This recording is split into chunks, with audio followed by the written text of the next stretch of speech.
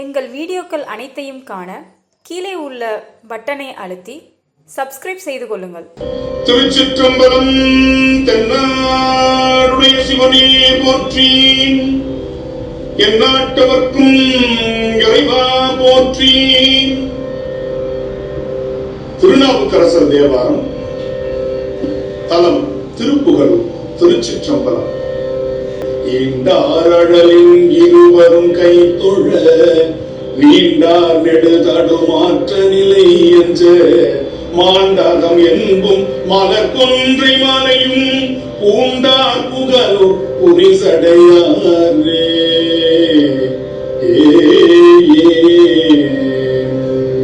திருநாவுக்கரசு நாயனார் அருளிய தேவார புகழூர் பதிகம் 9வது பாடலின் பொருள் இது.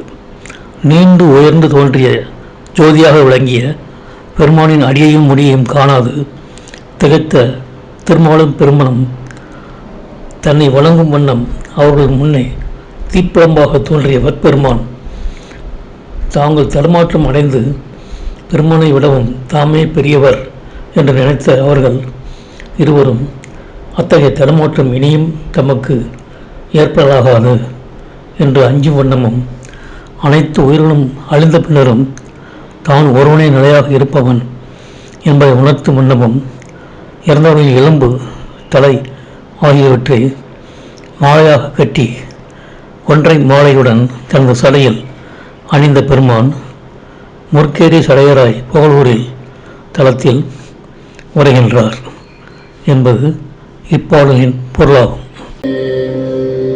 கருத்தார் மணி கண்டம் கால்விரல் ஊன்றி இருத்தார் இலங்கையர்கோன் முடிப்பதும். கருத்தார் மணி கண்டம் கால்விரல் ஊன்றி இருத்தார் இலங்கையர்கோன் முடிப்பதும். அறுத்தார் புலன் ஐந்தும் ஆயிழை பாகம் பொறுத்தார் புகழூர் புரிசடையாரே. அறுத்தார் புலன் ஐந்தும் ஆயிழை பாகம் பொறுத்தார் புகழூர் புரிசடையாரே.